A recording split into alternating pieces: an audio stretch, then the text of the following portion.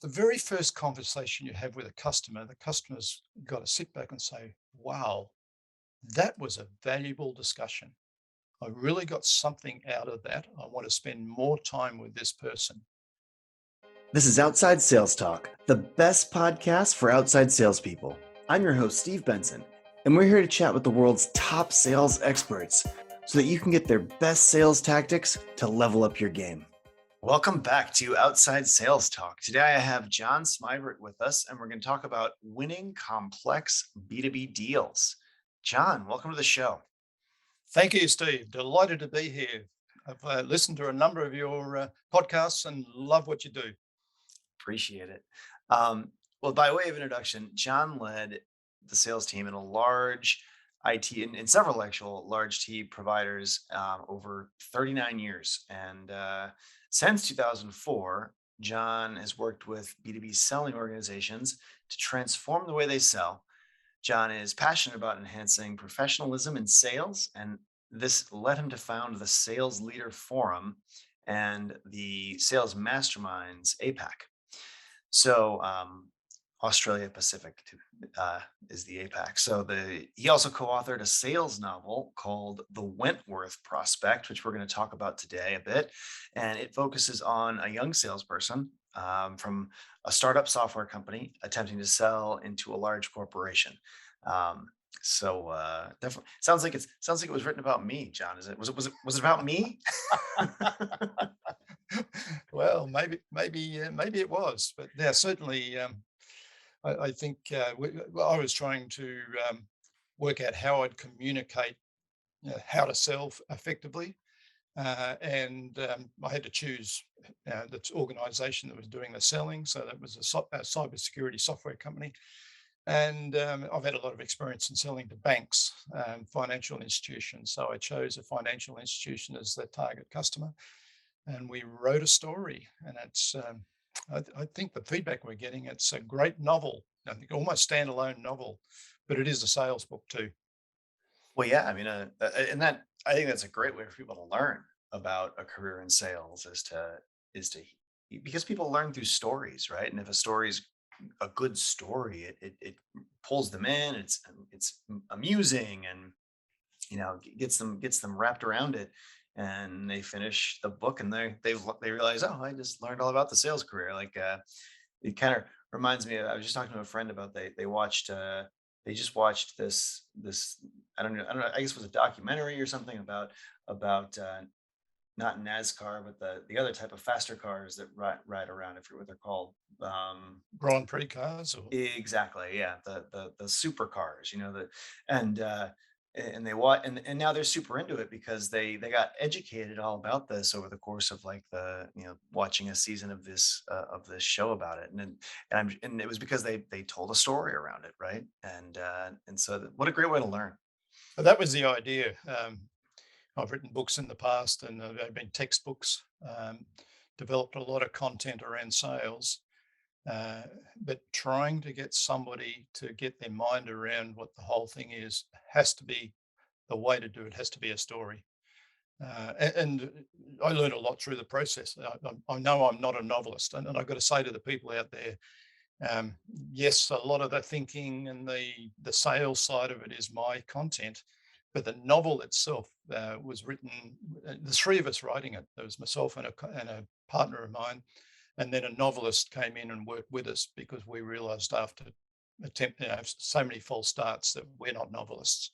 And he took us through how to write a novel and built a story. So you've got, the heroine, the sales leader of the heroine being killed in a car accident very early in the book, and she's injured in the same car accident, and there's a whole host of cut and thrust and things happening, all which are natural things that happen through a sales, but not necessarily car crashes, but yeah, it's a great page turning novel that he helped us produce. So I've now decided this will be my last novel. I'm never going to attempt it again. I'm not a novelist. Yeah, me neither. I wouldn't know where to start, but it sounds like you created something really cool, and it's about a complex sale. Tell us what are the characteristics of a complex sale to you compared to more of a simple one, and how do you define that? Yeah, well, first of all, I sometimes struggle with the word complex, but I haven't come up with a better way of describing it. To me, a complex sale is it's a B2B sale where the buyer has multiple people involved in the process of buying. The seller is pulling a solution together that's configurable, that will be different for everybody they sell to. And so you go through a whole lot of complexities in that. In first of all, understanding your customer, all the people involved in the buying journey, and in the making the decision, and how to help those people through that journey and help them make a decision. That's very, very complex. And then trying to configure or identify what the solution might look like with them, and then configuring a solution that will actually deliver the outcome the customer is looking for. It becomes very complex. Absolutely. Well, and tell me about what are some of the challenges that you see small businesses face when they're selling to large organizations that you kind of approach in the book? By the way, this is not just small organizations. I'm working with big organizations too, and they have some of these same issues. But Hmm. small organizations, particularly startups, mature startups, have these sorts of problems. And what are they? They have a wonderful mousetrap, a wonderful bit of software that's going to change the world. And they very quickly find that people don't want to buy a product; they want to buy an outcome. It's really interesting in the book. Two-thirds of the book is about discovery, disruption in thinking, taking the customer through a thinking journey, all without ever discussing the product. So the heroine doesn't discuss the product at all for two-thirds of the book. And to me, that's what selling is. It's a consultative process. You're working with the client, you're helping them formulate, understand what the current situation is and the problems and the implications of those problems very, very clearly, and spending a lot of time on that to help them get to understand it. I've got a customer that turned around once to me when I early in my career, when I walked in and said, "Oh, well, let's do a discovery. I want to do a discovery." And he said, "Well, I don't want you to do your discovery. I want you to help me do my discovery." And good selling is about that. Yes, you're both discovering, but a good seller knows how to help the customer discover and do their own discovery. Yeah. So, so long answer to a simple question, but basically, it's all about helping the customer identify what outcome they're looking for and selling that outcome, not selling your product. Yeah, and I think that's particularly difficult for smaller organizations that only have one product, one thing in their bag, and aren't really selling a full solution, but they're selling a product. Early in my career, I worked at IBM, and we sold solutions. We would wrap together hardware, software, consulting engagements all into one solution that we would bring to the product to the prospect. And so it was almost easier to just like step back and just talk to them in general about their problems. It's much harder for, say, one of my sales reps. Like, we don't really have a solution. It's like, if you have this one problem, we have this one product that solves it. And so it's harder to talk about the general challenges, I think, for all, and most sales reps, I think, fall into this challenge because they don't work for, companies that do everything like IBM. They work for companies that do a couple of things. And so the zooming process, or the focusing process, from when you're talking about like what are the problems that this organization has, down to, well, I have this one product that will solve one of your 25 problems, and here's why you should solve that problem next, or in the next three things you do, and not just put it on the list that doesn't get done for 10 years. That's what I Stephen, see. every organization's got a simple product and it's not configurable. Really need to still get their mind around this. Let me tell you a story if you don't mind. Yeah. I had a client, and it came out of the blue. This client was one of the Bosch companies, and they sold abrasives. Yeah, I joke about it. They sell sandpaper, right? Hmm. And they said, "Yeah, we're not selling effectively. Can you come in and help us look at how we can sell more effectively?" And basically, the bottom line is what I've just talked about. We've got to learn how to get into a discovery with the customer, understand what their challenges and issues are, and then take them through a thinking journey of maybe a new way in which they can do a better job. It could be a manufacturer and so on. In this particular case, a young lady in the sales team, one of her territories was up and down the East Coast, were all the surfboard manufacturers. Australia's a big surfing country, so there's lots of those manufacturers. And she used to go in and say, what sort of sandpaper you need today? We've got this range, and you choose. And she was a rep. Uh, well, after she went through the program, she became the domain expert in surfboard manufacturing. And she'd walk in and ask questions about how you're getting on, what are the problems you got, what feedback are you getting from your clients, how are you going about addressing that? Have you thought about this? Have you thought about that? Not without discussing a product at all. She became the number one provider, just took that whole market up and down the East Coast because she never talked about her product. She was a consultant helping them produce better surfboards, but she got 100% of the market or close to it. Such a valuable lesson for all of us. It truly is.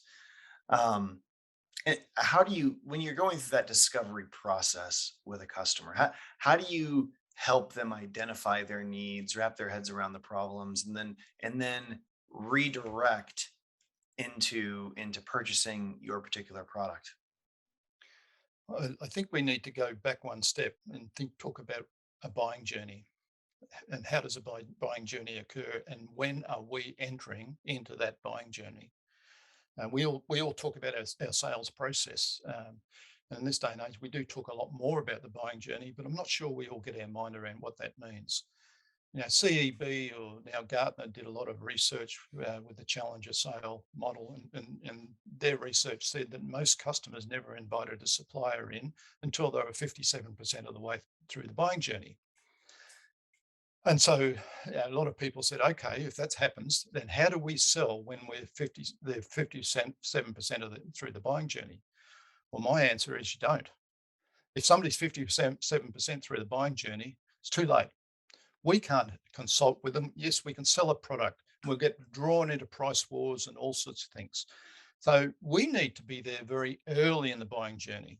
And that's right back when the status quo is being upset. In fact, if we're really good salespeople, we can upset the status quo ourselves. And that's generally driven by some trigger that's happened in their business or in their industry, or even outside their industry, where there's a major shift in happening, and you can bring some thoughts to the table which will upset their status quo and getting them start to think we've got a whole new opportunity or issue we have to address, and they start that buying journey. So it needs to be back at that point.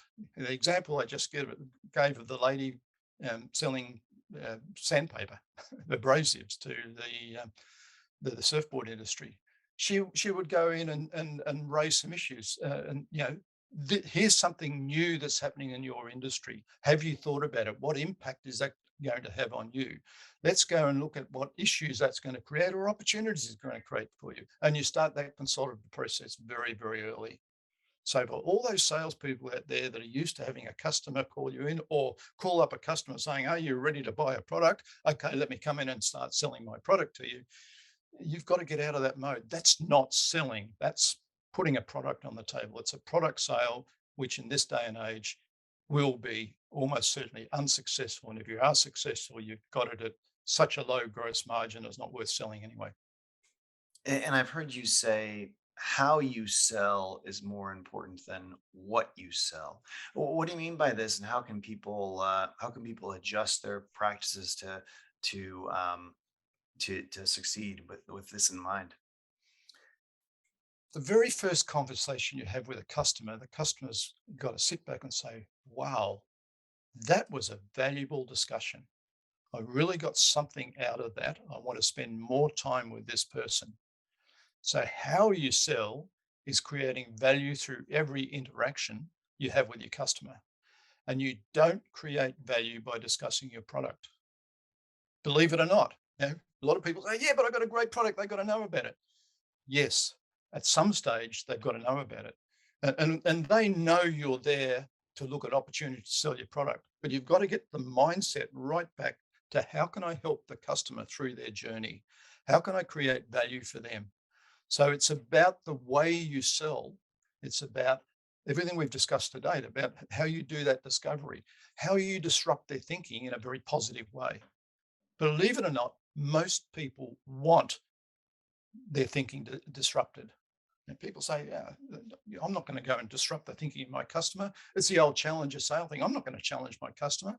Well, there's ways in which you do that. You ask lots of questions. Yeah, you tell stories. You get them to start thinking differently in the way you sell, and that's never telling the customer. Selling is not telling, the old adage, right? So yeah, we got to create value through every interaction with our customer. So when you go and plan a call, make sure you're planning the call for the customer and how I can help them rather than plan a call to get what I want. Such important advice.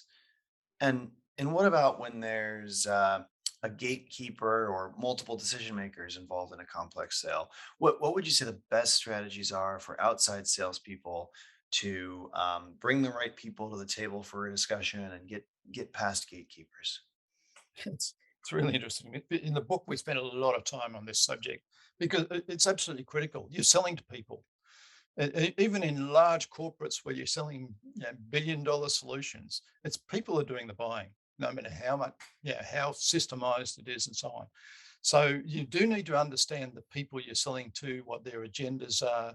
You do need to understand what type of person they are, whether they have decision-making power or not, and even as a decision maker, what sort of decision maker are they?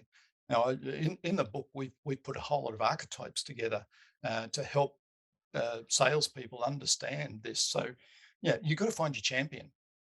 Now, the champion can be a champion for you or a champion for somebody else. So you've obviously got to ultimately have them as a champion for you. Then the champion's job is to get the decision-making unit to make a decision to all agree on a way forward.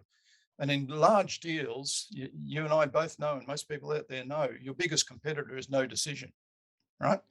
And and there'll be a no decision for a whole host of reasons. But one is that they just can't get the decision making unit to agree to bring all their agendas together to the table, become transparent, and go through a decision process. So you need a champion that can take them through that. But you'll have amongst the decision makers, the sages, the accomplices, and a whole host of others that you need to define and really understand. And understanding the people mapping and how that decision is going to occur and how we can help it occur effectively is, to me, a critical part of selling. And what about when you're how can a salesperson, when you have a client that perceives risk, how can a salesperson lower their client's perceived risk? In particular, when you're talking about these types of deals, you're talking about the high dollar value deals. Risk always seems to come into the room, and it's risk is sitting there in the room right there with your customer. Where How do you, as a salesperson, lower that perceived risk? A really good question. And you're right. Risk will stop deals. Risk will, uh, your competitor will win a deal because you're perceived as higher risk, all sorts of things. Risk is top of mind. So, how do you do it? Well, first of all, you've got to build trust. And you build trust by being one is a domain expert. I challenge every salesperson out there that you can't sell effectively to a customer unless you're a domain expert in some aspect of their domain, their business domain. Um, it- I sometimes worry about the amount of product training we give salespeople versus helping them build their domain expertise. To me, a domain expert a domain expert who has average product skills, knowledge, will sell much better than the top product guy with average domain expertise. Well, especially in today's day and age where, the product specs and the speeds and feeds they're all just available on your website for the most That's part. right. The information is right there. What's not is the sales, right? And this is why I've always been surprised that more MBAs don't go into sales, because they're so well trained to under quickly or effectively understand different businesses, different types of industries, and be able to wrap their heads around them quickly because they've seen a bunch of stuff like that before. MBAs so often go into consulting or finance, which also need that skill set of knowing a lot about a lot of different industries, but being able to discuss an industry the way a consultant can sit down and discuss an industry, I think is so valuable for salespeople if they can really lock in on that skill set. We're diverting from the question of, Yeah. about risk, but I'll get back to that in a moment. But based on what you've just raised, I'd like to tell a story again. We'll take all the stories from you. I worked for NCR back in the 80s, 1980s, and They're a customer of Badgers today. in the early 90s. And we were selling ATMs, automatic teller machines, to the banking industry Mm. as one of our product range. And we had a whole lot of it in Australia, a whole lot of salespeople that were dedicated to selling ATMs. And at one stage, our market share was down around 27-30% in Australia. And we analysed, how can we grow this market share? What are we doing wrong? When we looked at every salesperson and who they spoke to, didn't speak to decision makers. They were speaking to techos. They were speaking to retail bankers who were down in the bowels of the organization. And then we looked at, why is that? And that is because we trained these guys to be expert in ATMs, not domain experts in retail banking. So we told all of those guys, you never discuss product again. We're going to bring in some pre-sales techos to discuss product. If a customer ever raises product, say, I'm not the product guy, I'll call in the product guy. I'm the domain expert. We gave them a lot of domain expertise. Back in those days, what was the traffic through branches? Where do you put ATMs and the tellers and all that sort of stuff? And what's the statistics about that? And what's happening around the rest of the world?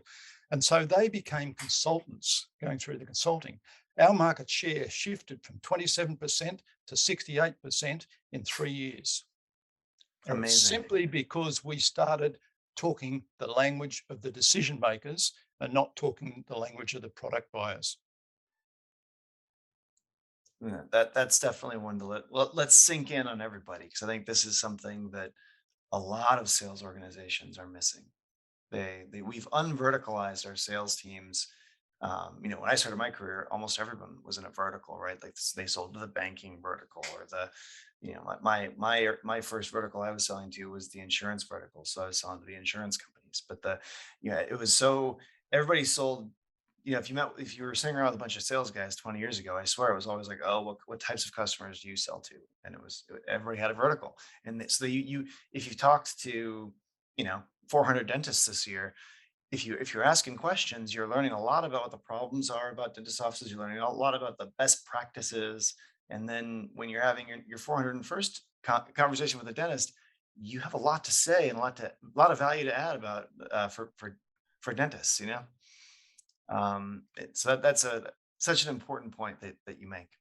Absolutely. So let's get back to the trust question.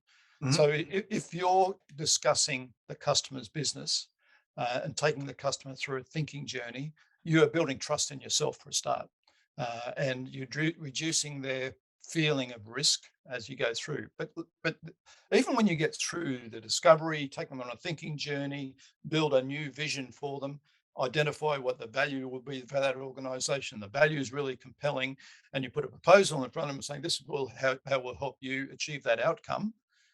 They're going to sit back and say, oh, okay, now what are the risks, right? Where's this been done before? All those sorts of questions. So you need to be prepared for that. In the book, we take everybody through. The book's actually staged through a sales process that is in parallel with a buying journey, and so we go through E's for engage, D for discovery and disrupt, V for value, and then we have A for authenticate. Now, that's where you really have to address all the risk issues, but you need to be accumulating to that point through that whole sales process. And there's all sorts of ways in which you address risk. One is you've got to make sure that you're a trusted organization and they can feel comfortable with you. Now, if you've done the right sort of discovery and so on, you've done that pretty well. Um, so there's all sorts of ways in which you're going to authenticate, uh, telling good stories, uh, taking them on to look at other people who've done something similar with you and so on, all sorts of ways. But you've got to eliminate that risk. Don't forget about it. The deal Well, will stall. it's important to think about what you just did there. We talked about how risk was ultimately what stops a lot of deals and causes causes a deal to be lost to doing nothing. And so I asked you, what can you do to lower a client's perceived risk? And you basically said you get them to trust you. So risk stops your deals. Trust is how you eliminate risk. Really important. or reduce it anyway, mitigate it to some extent. Yep. Yeah. Yeah. You can But, never. but always have it top of mind, because so often, no matter how well we've done in a sales process, a deal will stall, and more often than not, they see the risks as too formidable and they can't see it being mitigated strongly enough. In some industries, it's really the biggest hurdle to sales, I think. Some Yep. products in some industries, for sure. Needs to be top of mind from the very beginning of the sales process, which is the very beginning of their buying journey. I don't want to be too pedantic about this, but guys, if you're not into the buying journey very early, then we can do all the qualification in the world, but our risks of winning a business is so high that that that you're wasting your time. And tell our Uh, tell our listeners what you mean by the buying journey. What do you mean be into the buying journey early? well, being there when they get their thinking disrupted, when the status quo is disrupted. Now, as I said earlier, if a great salespeople will disrupt the status quo themselves, but more often than not, something's happened. The triggers happened in the industry. Something's happened that said, "Whoa, hang on a second. We're going to be blindsided if we don't address this particular issue or problem. Our competitors done something, or our customers are thinking differently, or whatever. Something's happened to make them start thinking we're going to do something differently." So that's the start of the buying journey, and then they start investigating what's the situation, what are the problems that we're going to get out of this, what are the opportunities we're going to get, what are the implications of those problems and opportunities. That's a standard consultative investigative approach that they'll be taking. We need to be with them while they're doing that, right? That's our discovery, or that's their discovery that we will partner with them on. And to me, selling is partnering. It's a consultative partnership. Even if you've got competitors in there, by the way, more often than not, you won't have a competitor. If you're in there when the status quo is upset and you start working with them, you'll find there's not too many competitors around doing that. And it just surprises the hell out of me that there's not, but that's the way to sell. Then they'll start It's investigating. funny. It's funny you should say that. The other day, one of our sales reps was talking to me, and he was like, "Yeah, I just found out that I just called this company. It's a great fit for us, and they just went with this competitor, and I don't understand why they would ever pick them over us." And I was like, "Well, I know we have a much better product, but I bet what happened was they were there and you weren't." Like that, there was a sales cycle, and they're not gonna just they were there. They somehow got ahead of it, through whether it's through a Google ad or through calling them. They were in the conversation. They were there, and we weren't. And that's how that's That's that's how right. you lost that deal before you were even in it. That's right. And the only way you win that deal possibly is getting in, doing a product sale and dropping your price to nothing. And you don't want to do that sort of stuff. So, yeah, you got to get in early. Yeah, Yeah, and the other thing you've got to keep in mind is that the customer buys you and your company before they ever buy the product. And this is I've got a friend called Kian McLaughlin, runs a company that does win-loss reviews on big deals, all the big software companies and so on and so forth. And it's really interesting. The research he gets out of that is amazing. And in every single case, the customers have bought the company and the people before they ever built the product. And on top of that, the product and price get you on the dance floor. That's a ticket to the dance, right? So you've got to forget your product. If you've got a good product, that'll get you on the table. But it's how you and your company build a relationship and build value for that customer through that relationship that will win you the business. And yes, your product might be the second or third on the list when you assess product feature to feature, but you'll still win the deal. absolutely. Um, well, next section of the show today is sales in 60 seconds. We've got some quick questions, quick answers. So first, quick question. What are some specific skills that can help salespeople master complex sales? The whole list, but I think the bottom line is discovery and the skills in discovery and knowing the process you take them through in discovery. And it's pretty simple. The first, you've got to look at what currently is, what might be, and have a whole lot of questions that you go through. And you need to do that in a way. By the way, I hate scripts. Never even have a script, or don't even have a question written down on a piece of paper and say, Mr. Customer, I just got to ask you this question. You've got to be in the moment with the customer. So you need lots of practice at that. But the skill then is asking the right questions. Tactic one in discovery is all the what is questions. What is the physical, the intellectual, the emotional type questions. Tactic two is what caused. Who, what, when, where, and then going into what might be the why questions and why not, and the stories associated with that. And storytelling is absolutely critical in sales. And then the fourth tactic in discovery is what if questions. What if you did it this way? Let me tell you about a customer that did it this way. They had a similar challenge. This is the outcome they got. What if you did it that way?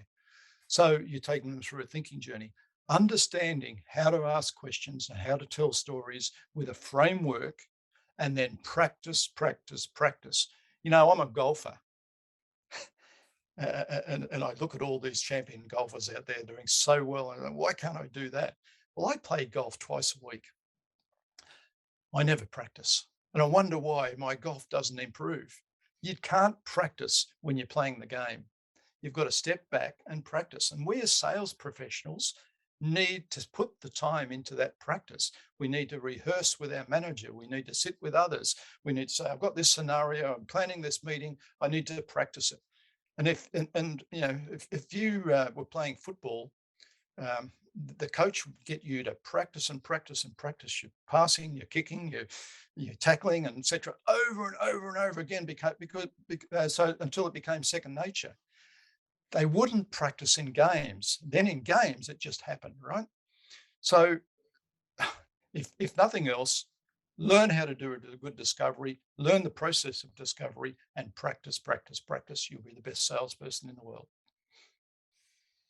And what would you say the biggest challenges are that salespeople, in particular outside salespeople, face when they're dealing with complex sales? What is the biggest issue? What are the biggest hurdles? The biggest issue I find is people wanting to talk about their product. In the middle of discovery, customer says, yeah, we have got that problem. This has really been, we've been struggling with this, been thinking about it. And the salesperson turns around and says, oh, let me tell you how our product addresses that. Suddenly you're the product sales guy. We'll talk to you when we're ready to buy a product. Back when the 57% point of the buying journey happens, they'll call you in then. You're not the consultant helping them through how they're going to solve their problems. So what should they do instead? They should be doing. This is going to get a little bit repetitive. They should be discovery. They should be doing discovery. But at that point, what's the question they ask to do discovery right then? Tell me more about it. So what is that? What implications is that having in your business? Have you thought about different ways in which you can address that? What caused it? Let's go back and look at some of the root causes. I have a customer that had that problem, but they found out it was actually something else causing that problem. Maybe let's go and have a look in your organization and see if that occurs. And then how do you transition to product? Well, then you take them what I call up the hill. So down the hole is really getting down and dirty about understanding their business, their current situation, the problems, the implications. And then up the hill is the thinking journey, taking the disruptive thinking journey you need to take them through. The why and why not questions, and then the what if questions to take them to a new vision about how they can run their business or this part of their business or whatever it is.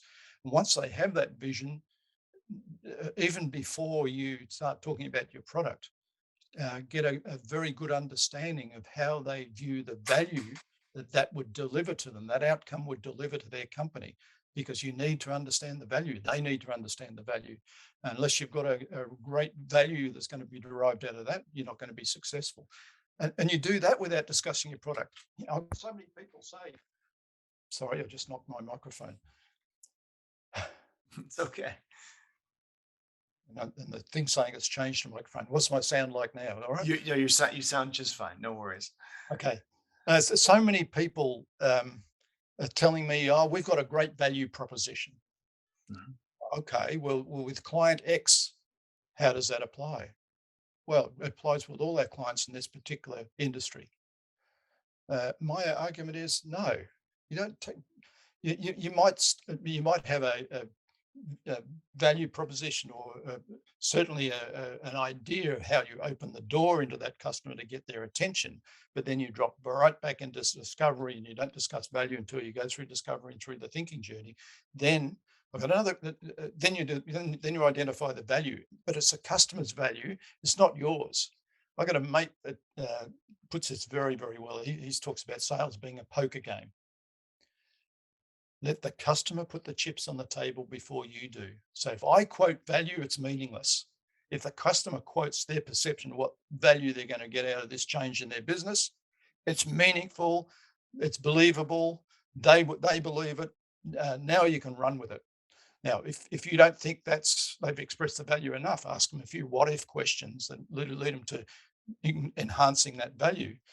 But it's them that expresses the value. And it's only then you say, okay, let me formulate a way in which I can help you achieve this outcome you're looking for and the value. I'll put a proposal on the table. We've got some services and product, and we can configure it to really deliver something of value to you based on what we've discussed. That's when you start talking about product, not way back in discovery when they say, we've got a problem. Great, we've got a product that will address that problem. Your product sales guy, all of a sudden, you're not creating value for them. Such an important point, such an important nuance. I love it. What about differentiating yourself from your competitors? Let's say that in this discovery process, they're talking about other competitors. What do you think the best way to differentiate yourself is? Differentiate yourself or your product? That's a great point. Both. Okay. Differentiate yourself by doing the sorts of things we've been talking about, being a great consultant, understanding how to do really good discovery and help the customer through their discovery process and help the customer through a thinking journey. And that thinking journey will differentiate your product as well, because you'll have them going through a thinking journey that positions them to achieve great value that you can deliver to in a differentiated way. Your competitor most likely won't be able to if you've done it properly. Now, I really got to be very careful here. I don't want people manipulating the customer, right? So transparency is very good, and making sure they understand as you take them through the thinking journey what the options are, and having them express the value of all the options to them. Because once you get that in a position and they have expressed the right sort of value for the options that you're unique in, your offering is unique in, then you're differentiated. And you've done all that without discussing your product. Absolutely. What about shortening a sales cycle? Because a lot of what you're saying sounds like it takes a lot of time. You don't get to talk about your product forever. And I know a lot of sales reps are saying, I'm in a rush to get this deal done. What do you think? What's your advice to shorten a sales cycle, given everything that we've been talking about and how important it is? My simple answer to that is do it right. Go through the process. Yeah, if you take shortcuts in the process, you'll delay the decision making and probably lose the order or not get a decision at all. Do it right. Go right back and go through the process properly. Be a good consultant. Now, everybody says, well, if I go right back to when the status quo is upset and have to work right through them and their buying journey, it might be a 7-month process, 8 months, 12-month process. Yeah. But if you came in halfway through that and tried to sell your product to something they've already decided that your product doesn't quite fit anymore, then you're going to put a lot of time and effort and lose the business. I'd much rather be in there doing it properly up front And if you do it properly up front, you know what the times are, you can work to the times, you're there in control with the customer, and the customer values you as a partner. There's no better way to move through the buying journey and the sales process any quicker than you can't speed up a customer decision by manipulating them into making decisions or whatever. You need to be there with them through their process and help them through that process. And if you help them through that process, you're more likely to get a decision within a timely way. I couldn't agree more. We think we're really clever people, but people are smart enough to know when they're being manipulated. Oh, absolutely. It's transparent on 99 times out of 100. Well, this has been just such fantastic advice. Where can our listeners read more about your work? How can they reach out to you? How what if they wanted to learn more from you? How would they do that? Well, first is buy the book, The Wentworth Prospect. You'll find that will really help consolidate the sorts of things I've been talking about, and help you understand. And most of the people we're talking to do know how to sell. It's now consolidating that, and making sure that they habitually do it correctly. So the Wentworth Prospect will help that. Read the book. Anybody wants to talk to me specifically, reach out on LinkedIn. I'm consistently looking out for messages and so on. Be delighted to respond to anybody. I think they're the two best ways of doing it. But please, I've written this book because I just I've been throwing pebbles into the ocean for years, trying to make a difference. And my customers, some of them have just done an amazing job. But the book is designed to put the tsunami out there and help more and more people around the world benefit from it. And you can probably tell from my age, I'm not about to turn around and make a lot of money out of this. I haven't got time left in my careers, but I really want to give back. This book will make a difference to anybody that enjoys reading a good novel and is interested in enhancing their professionalism in B2B sales. And by the way, sales leaders, this is a book that I'd push out to all your people. Really will help drive the changes, the transformation you need in the way you sell in an organization. Well, we all appreciate your wisdom here, John. Really great for everyone to hear. This has been just a great episode of the Outside Sales Talk. As you know, if you work in field sales, you'll love Badger Maps. Number one route planner, helps you sell 20% more, drive 20% less. And we have free trials. Go to badgermapping.com. If anyone can think of any other sales reps that would benefit from the things that John's been talking about today, definitely share this episode with them. Take care until next time, everybody. And John, thanks for coming on the show. Stephen, been great. Thank you. Thank you.